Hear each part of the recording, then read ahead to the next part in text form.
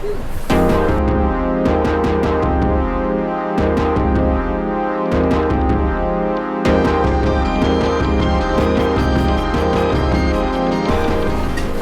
Meg. Hi, Brandon. So Morning. I guess, good morning. To establish ourselves, my name is Brandon. I wrote a book called Make Time for Creativity.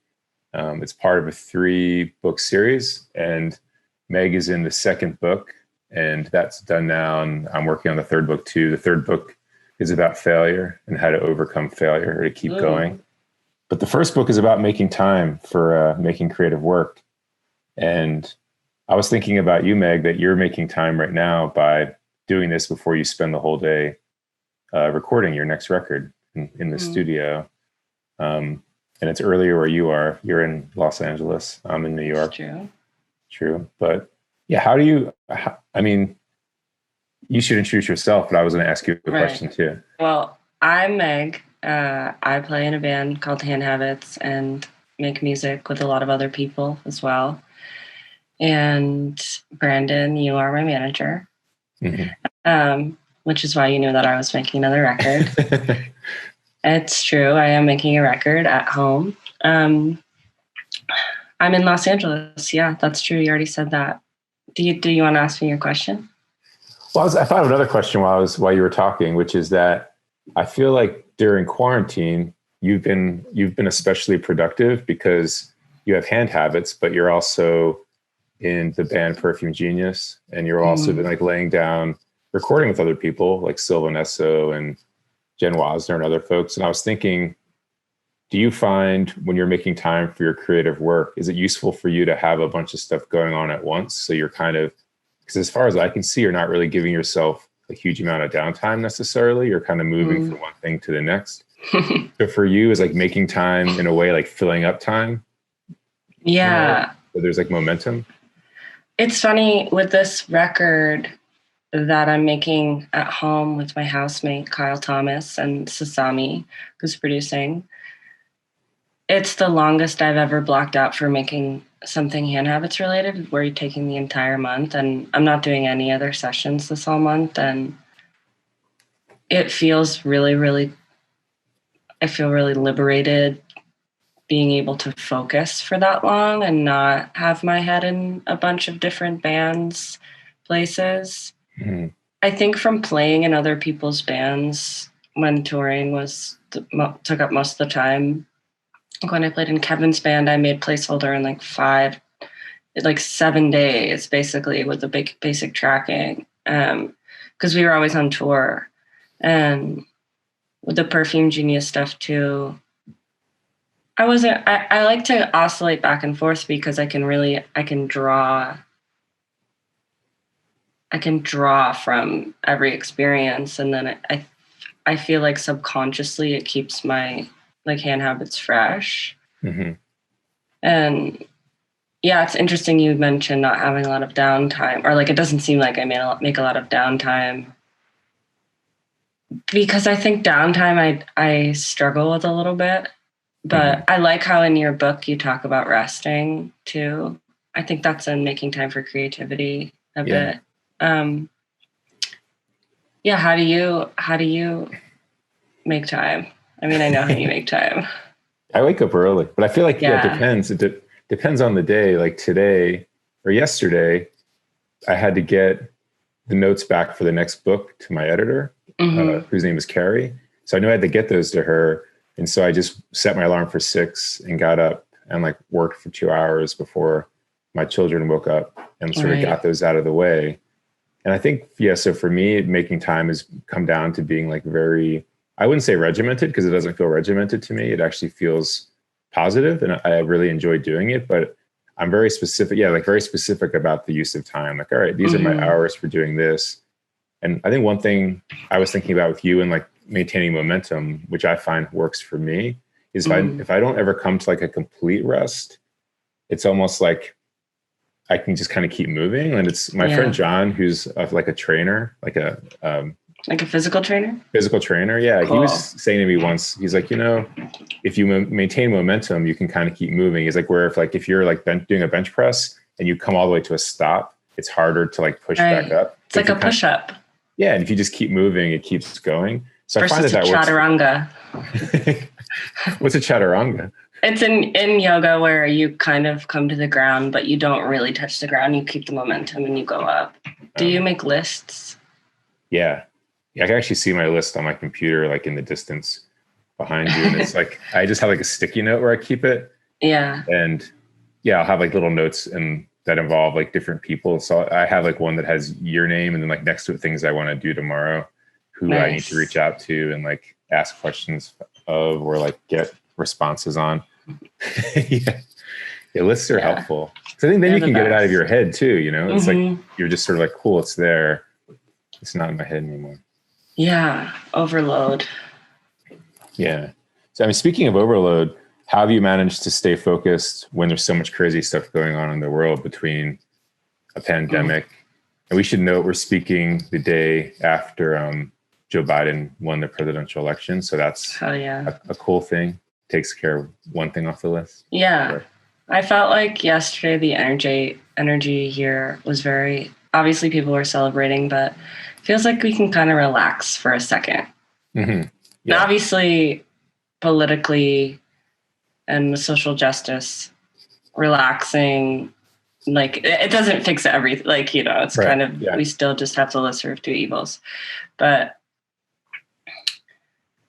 I am really good at disassociating into or not disassociating, as my therapist said, it doesn't sound like disassociating, detaching from other realities, sometimes too good, to get work done. And during this time, and especially with the pandemic, because I've just been writing, I wrote a lot when I moved into this house in April at the height of the pandemic, which I guess a lot of people were kind of like, we can do whatever we want now, right. Get creative. But yeah, I don't know. I have a high capacity for focusing, sort of, especially when there's other things I could be thinking about. Right. Yeah. And when it comes to creativity or writing or, working, what we call working, but it's being creative. Right. Yeah, I really thrive. I used to make the joke that I write my best songs during tax season because I just procrastinate doing my taxes for so long. And when there's something else I should be doing or I'm supposed to be doing, right, I always find myself writing or focusing. So yeah, and then it comes down to just, as people who work in the creative world, I think with time, it's such a different, it's not 9 to 5 and we don't have weekends. And if we can have the luxury of working on our art all the time, it offers a really positive distraction, I think, from the perils of the burning world. Totally. Yeah. What about you? I was just thinking when you were saying that, I did a conversation with my friend Matt a month ago, who's a singer of that band, The National. Yeah. In that conversation, he and I were talking about how sometimes we feel like maybe we take on too much.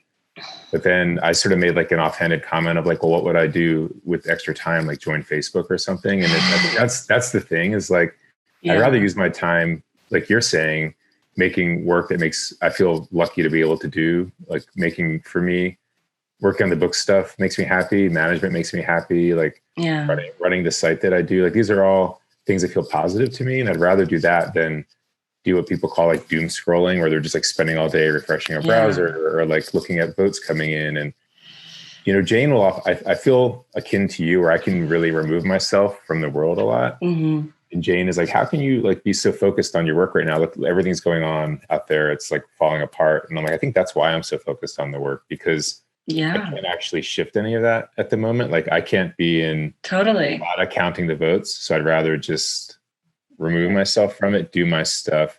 And it's to the point where like people were jackhammering yesterday outside, fixing the sidewalk. And I was just like doing my stuff. And like Henry comes in the room. He's like, don't you hear that out there? I was like, no, I actually didn't hear it. I was just like in my head doing my focused thing. Plus it sounded like a noise set, honestly. It's beautiful. Yeah, I saw your tweet. So it becomes like a thing where you're like, you just start jamming along to it. Yes. definitely. I can relate.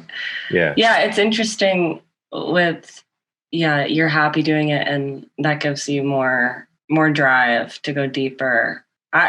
For me, I feel like also, the alternative to not being super busy, I just get myself into trouble when I have a lot of free time, because I like the energy, and probably I'm addicted to a little bit of chaos. But if it's chaos that's in a controlled environment for the greater good of creating work, and not involving like other people to a certain degree. And same for you with your work. Like you don't, and it's all about accepting the things we can't change. And so we can't change the way that the world is going down right now. I mean, on a macro level and even on a micro level, there's not something you or I could do right now in this moment to sort of release some pressure from that. Right. Like my friend Kenny, who was a video artist from in Canada, in like Alberta, who had, since he died, but he died very young. But when he was alive, he would one day he was like, dude, you just got to like quit your job. You need to like focus on your work because you're not going to have time otherwise. But I think, you and I both grew up in like working class towns where it wasn't a thing where anyone in my town was a writer or a full-time musician. It was always like something you just did as a hobby. Definitely. And so for me, that was like this amazing thing to have someone say, you should just like leave your job and like do it. And I was like, all right, I'm going to try it. And then it's sort of like you were saying, it sort of forced me to make it work because suddenly the safety net was gone. So I started freelancing more and having more time to freelance. And like, it all kind of worked out because of that move. And I think if I had sort of kept the day job at the time, I was like working in the rare books room at NYU, I would have always had that to fall back on. And I would have never kind of like, made that move. You prioritize different things. Yeah. It shifts. And it's like, not everyone, it doesn't always work either. Like no, the idea of failure, I was saying to Carrie too, like the first time I sent out a bunch of clips for freelance jobs, nobody got back. And I was just like, shit.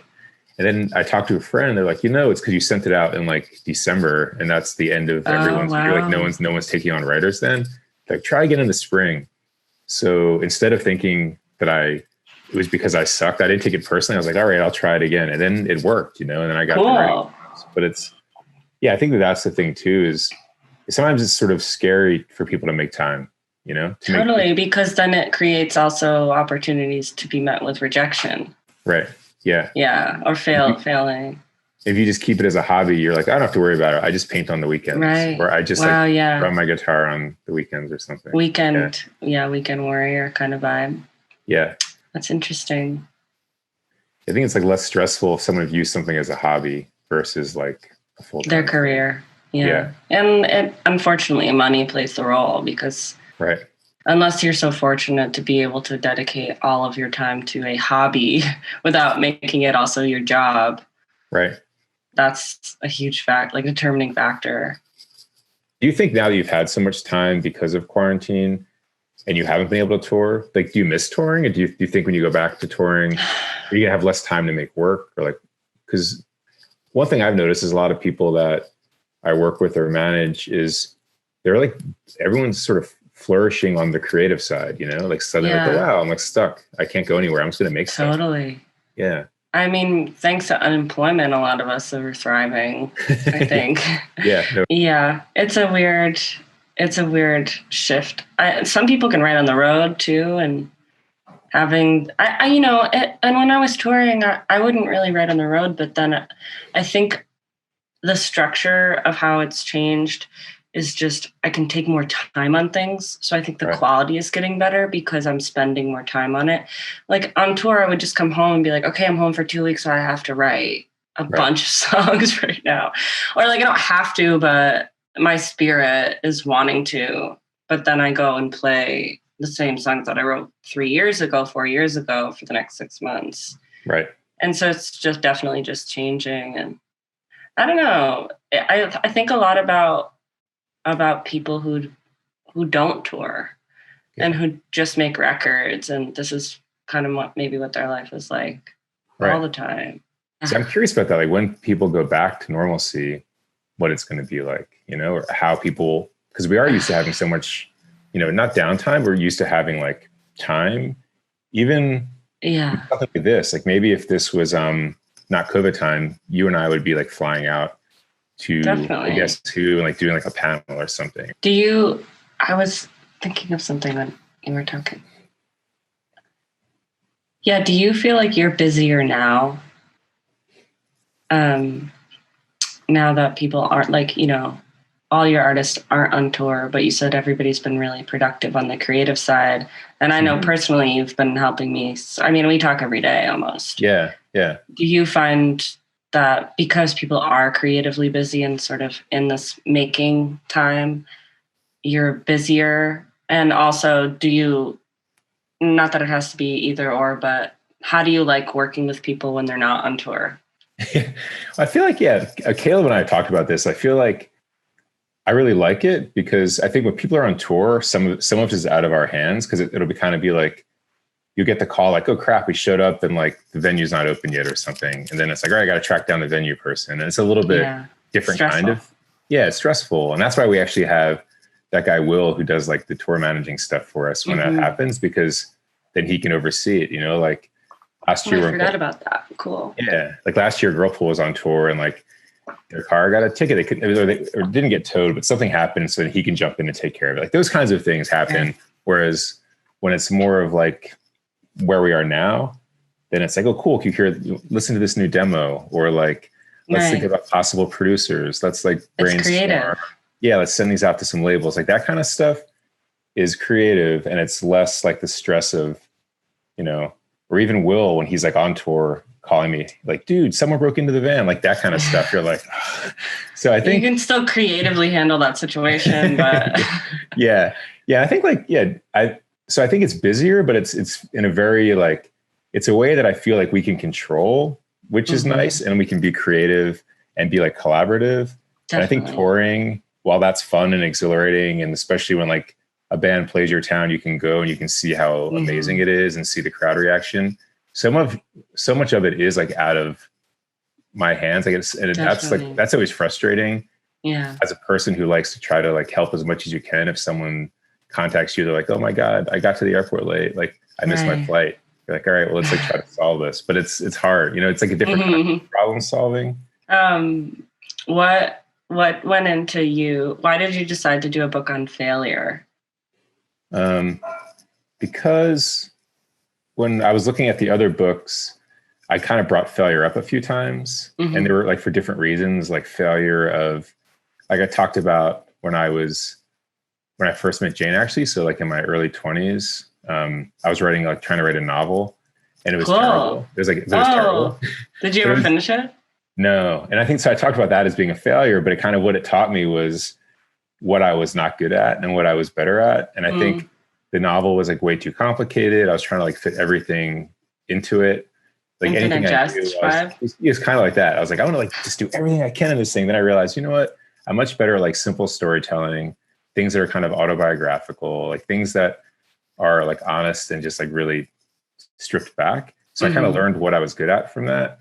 Oh, I love that. There was like a few things about failure that came up, or just like not allowing enough time, like saying like having too much and like, oh, I can't get to that thing. And so as Carrie and I were talking about like the 3 books, I was like, I think one should be about failure and just how to kind of, because it's inevitable, and how to keep going once you fail, and not to like take it super personally or let it consume you or make it stall out.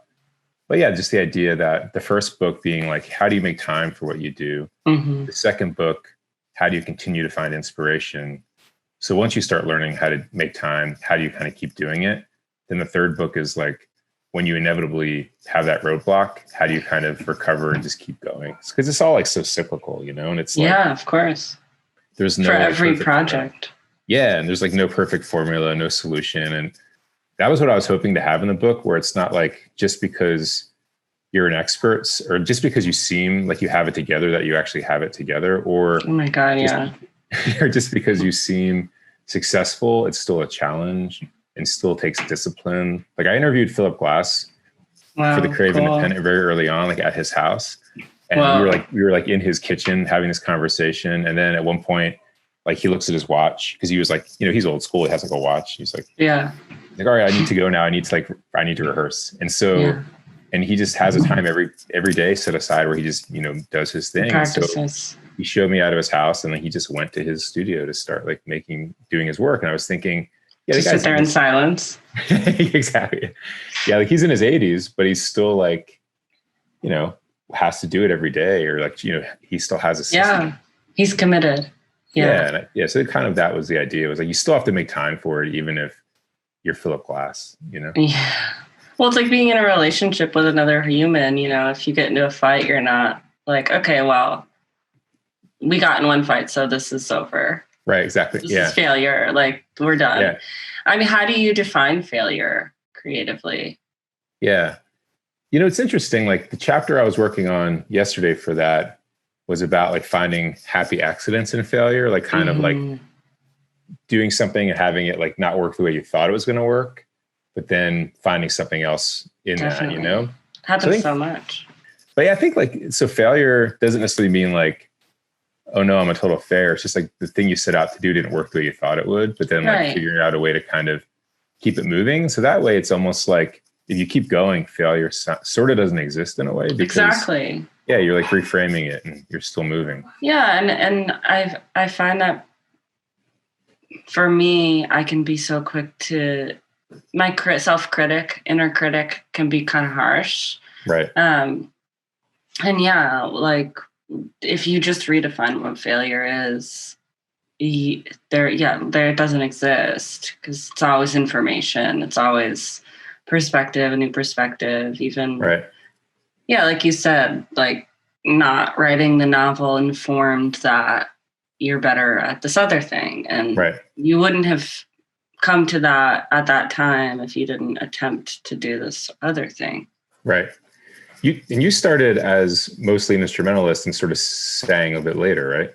Yeah. I mean, I didn't think when I went to school for guitar, and I thought that I honestly thought I would be in like a blues band, like a bar blues band, or like a jazz band, not singing, definitely not writing songs.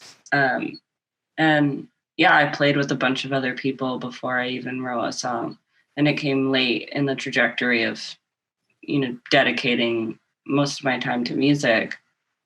And even my first record, I was so shocked that Jeremy from Woods just wanted to put it out, because I was like, I don't really write songs that like these are, they're not, I mean, it's the critic, they're not good, but it's something about setting your standards low too there, which can be helpful, but that's changed. I think too, I think like, I mean, you're obviously still young, but it's like, I think people need to realize too, is that sometimes things come much later, like totally like 40s, 48. And they're like, oh wow, I did like my first thing. And like, that's fine too, where like, there's this, artist, Kevin Beasley, who's in the second book. And he talks about how he's like, you can be an artist and not even share your work with anyone. If you want to just like make it, just to make it.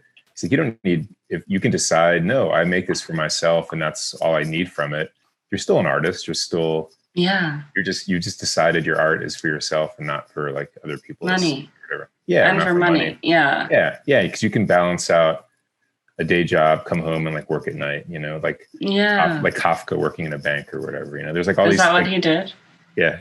Wow. There's like people, like all these people like that had these like day jobs, or like Wallace Stevens was a lawyer, I think, and like didn't publish stuff until he was older. And I think, that stuff just kind of happens, where people decide that decision. Like, I'm not going to be a full-time artist. I want to like keep it here. And I think that still is obviously like still valid. Yeah. It's totally. Like, I mean, if anything, I mean, we're privileged that we get to make our art and have it be all the time.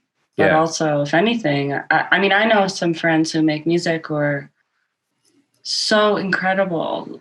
Like their work is unbelievable and they just don't want to play the game. They don't want to roll the dice. And I think they're more at peace than me in some ways. Right. Because they know what they're signing up for. And like Chris Wiseman, like he's a genius. And Kyle, my housemate, I grew up with him and we always have his music on. And he's such an incredible guitar player. And he like has a job, I think. Like he lives in Brattleboro and just like does his thing and makes music. He has like 100 records And he's happy, it seems. Yeah. I was in the desert a couple weeks ago visiting a friend, and I went and visited my friend Katie Davidson, who has that project Dear Nora. Oh, yeah. And they're making a new record, and we've been loosely collaborating for a long time, and I played some guitar for them, and they were like, yeah, come on by between like 11 and like 12:30. And I was confused. And they were like, yeah, I only work 90 minutes a day on my record. Wow. Like, that's just what works for me. Yeah. And I thought that was so cool. It shifted, like making time in a different way. Yeah. But they like really work for 90 minutes, you know? Yeah. I think that's what's fascinating to me is like how everyone has a different way to do it. Like with the Creative Independent, which is like the website that I make, I've interviewed we've had over almost 1,000 people, no more than 1,000 interviews now. So many. And no one's like had the same process, you know? No one's like, I've never been like, oh, wow, this person's exactly like that person. Like some people are like, I need to write at night.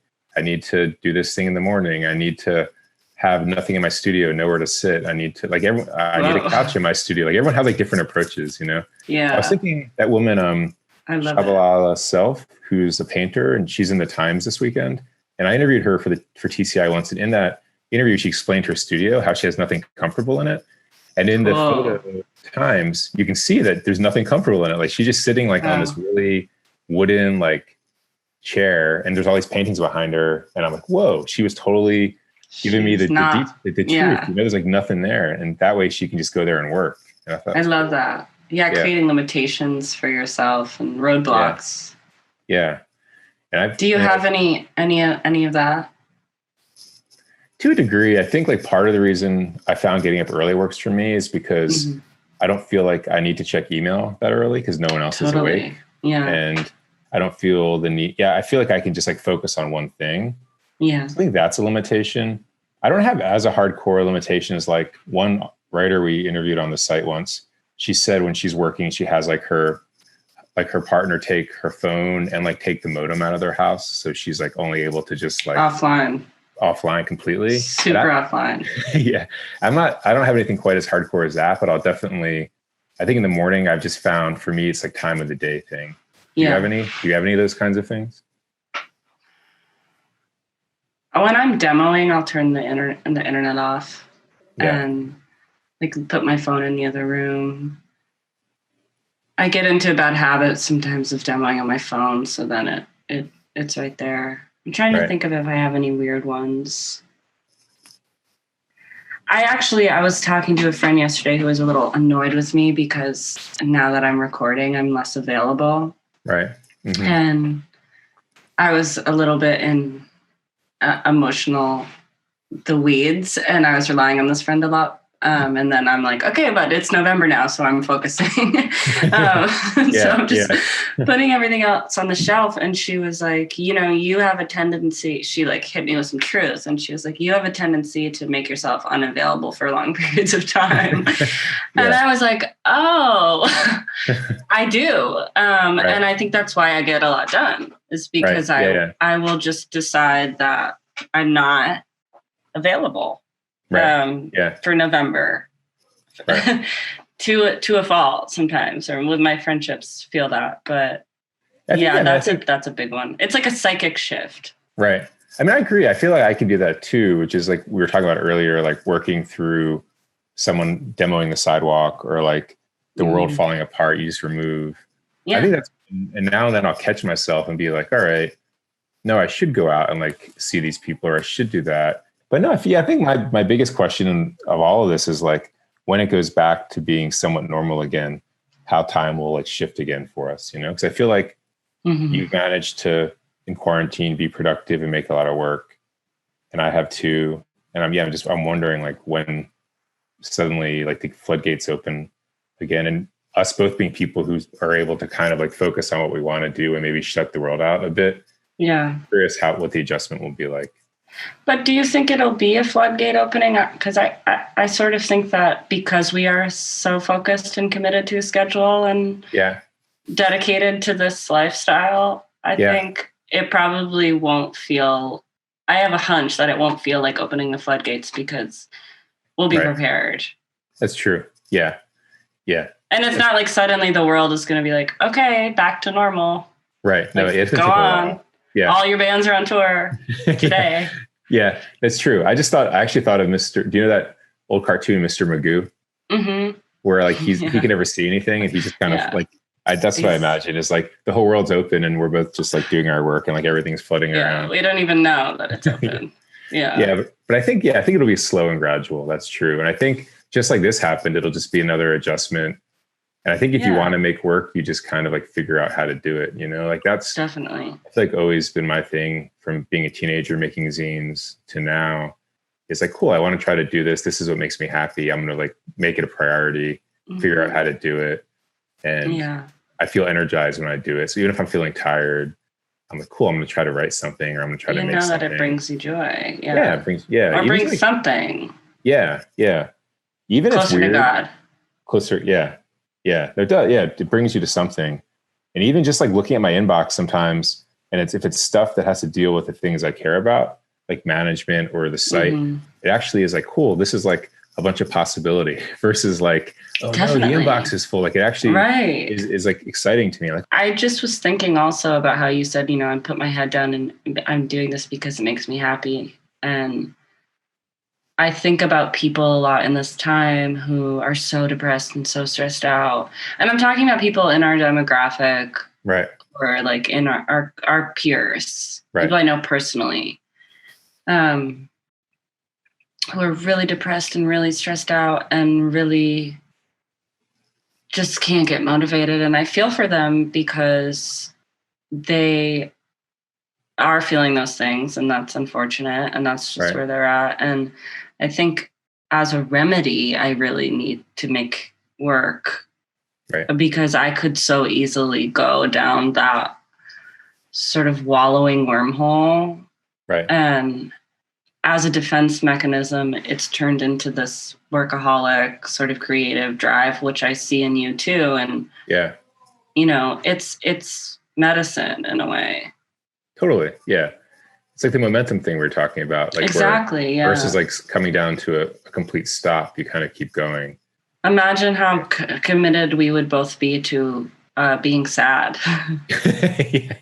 Jeez, yeah. Me too. Yeah. One thing I thought about too, that I write about in the books is that all these things you're learning in different jobs, they come back as well, like maybe something you learn from that is useful. Like for me, like certainly like things I had where I'm like, all right, now I know how to like handle this thing, or like making a zine as a kid. It was like, I know how to stick to a deadline now. I know how to like deal with distribution. I know how to definitely customer service. When you write like a letter back to some kid who's like, hey, my zine didn't come, like you just sort of learn all these things and they become useful in the greater scheme of things. So like picking blueberries really affected me as a kid because you only got paid for as much as you picked.